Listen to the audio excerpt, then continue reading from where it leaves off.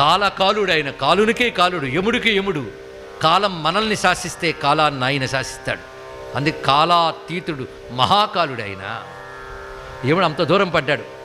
అప్పుడు ముందు తన భక్తుని మీద చెయ్యి వేసి తర్వాత కొట్టేట.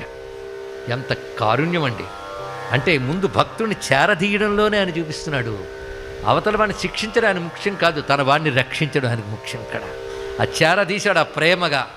తర్వాత కూర్చున్నాడు, అమ్మవారు పక్క కూర్చున్నారు.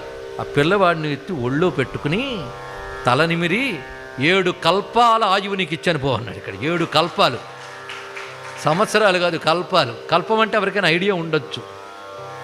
యుగాలు తెలుసు కదా, 4: కృతత్రేత, ద్వాపర, కలియుగములు. ఈ 4 కలిపితే ఒక మహాయుగం. ఇలాంటి మహాయుగాలు 71 అయితే ఒక మన్వంతరం. అలాంటి మన్వంతరాలు 14 అయితే ఒక కల్పం.